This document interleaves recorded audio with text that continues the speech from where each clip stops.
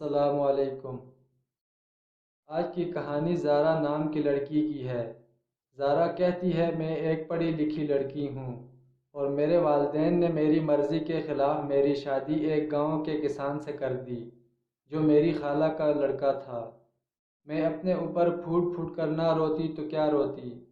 جب میرا شوہر غلام محمد میرے کمرے میں آیا تو میرے چہرے پر ناگواری سی چھا گئی۔ میں نے اس پر ایک نظر ڈال کر ہٹا لی اور وہ میرے پاس آ کر بیٹھ گیا اور کچھ دیر مجھے دیکھتا رہا، پھر کہنے لگا میں بڑا خوش نصیب ہوں جو مجھے تم جیسی پیاری اور پڑھی لکھی بیوی ملی ہے۔ اس کی بات سن کر میں نے اس پر ایک نظر ڈالی اور کہا میں بہت بد نصیب ہوں جو مجھے ایک جاہل گوار پینڈو شوہر ملا ہے۔ میری بات سن کر اس کے چہرے کی رنگت بدل گئی۔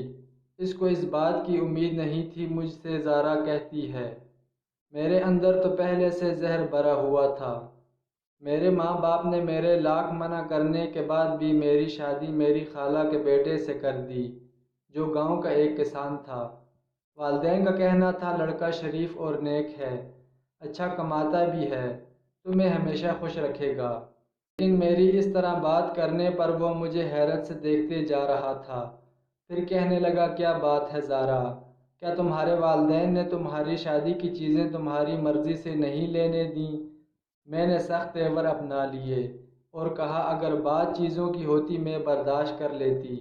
پہلے جا کر آئینے میں اپنی شکل دیکھو، کیا تم اس لائق ہو میں تمہارے ساتھ زندگی گزار سکوں؟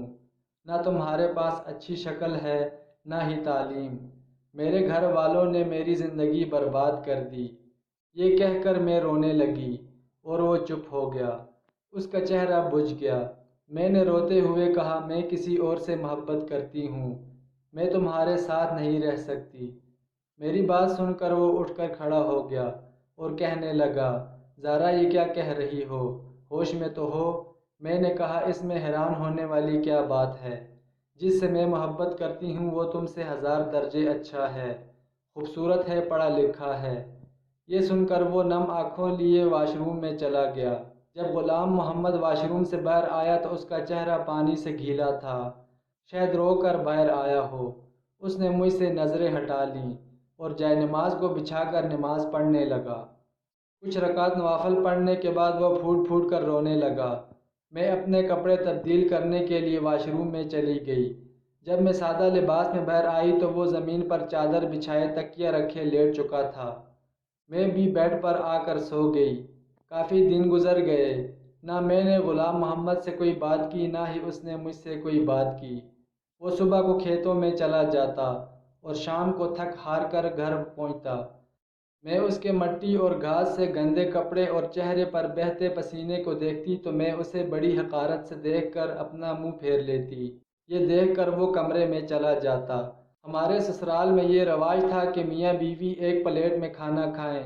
غلام محمد کے ساتھ ایک پلیٹ میں کھانا کھانا بھی مجھے ایک بڑی آزمائش لگتا تھا اور میں کم کھانا کھاتی تھی۔ غلام محمد شاید میری یہ ناگواری سمجھ گیا تھا، اس لیے وہ آدھی روٹی کھا کر اٹھ جاتا تاکہ میں پیٹ بھر کر کھانا کھا سکوں۔ وہ صبح کا گیا، شام کو گھر واپس آتا تو وہ بھوکا پیاسا گرمی میں اپنا خون پسینہ ایک کر کے واپس آتا اور اسے پیٹ بھر کے روٹی بھی نہیں ملتی تھی۔ مجھے بار بار اپنے عاشق اظہر کا خیال آنے لگتا۔ میرے پاس جو موبائل فون تھا وہ میری امی نے واپس لے لیا تھا اور یہاں بہو بیٹیوں کو فون رکھنے کا رواج نہیں تھا۔ زارا کہتی ہے جب مجھ سے رہا نہ گیا تو میں نے سارے رواج ختم کر کے غلام محمد سے کہا مجھے اپنا فون دو، میں نے اظہر سے بات کرنی ہے۔ اس بات پر وہ مجھے تعجب سے دیکھنے لگا، لیکن میری بے شرمی بہت آگے جا چکی تھی۔ میں نے اس کے ہاتھ سے فون چھین کر اظہر کا نمبر ملایا اور بات چیت شروع کر دی۔ میں نے اسے رو رو کر اپنے بارے میں بتایا۔ غلام محمد کی موجودگی کا بھی مجھے کوئی خیال نہ تھا۔ وہ خاموشی سے چادر زمین پر بچھا کر لیٹ گیا۔ میں بات کرتی رہی، پھر میں نے تو یہ کام ہی پکڑ لیا۔ میں روزانہ غلام محمد سے فون لیتی اور پھر اظہر سے باتیں کرتی۔ اظہر مجھے اب بھی اپنانے کو تیار تھا۔ ایک بار فون کا سگنل بار بار کٹ رہا تھا اور غلام محمد سو چکا تھا۔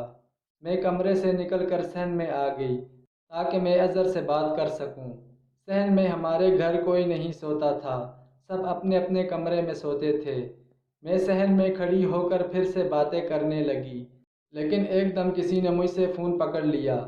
میں نے دیکھا کہ میرا دیور مجھے غصے میں دیکھ رہا تھا اور کہنے لگا، بے شرم عورت، کیا تم نے عزت بیچ دی ہے؟ شوہر کے ہوتے ہوئے یار بنا رکھے ہیں۔ دھیرے دھیرے سب لوگ صحن میں آ گئے۔ غلام محمد بھی آنکھیں ملتا ہوا صحن میں آ گیا اور بولا، کیا بات ہے؟ تم نے کیا شور مچا رکھا ہے؟ میرے دیور نے سب کے سامنے میری پول کھول دی۔ سبھی مجھے دیکھ کر حیران تھے۔ مجھے لگا کہ اب تو وہ مجھے گھر سے نکال ہی دیں تو اچھا ہے، میں واپس اپنے گھر لوٹ جاؤں گی اور پھر اظہر سے شادی کر لوں گی۔ لیکن غلام محمد نے سب کے سامنے میرے دیور کو جھوٹا کہہ دیا اور کہنے لگا، مجھے اپنی بیوی کے کردار پر پورا بھروسہ ہے، وہ اپنی کسی سہیلی سے بات کرتی ہے اور میری اجازت سے کرتی ہے۔ خبردار کسی نے میری بیوی پر شک کیا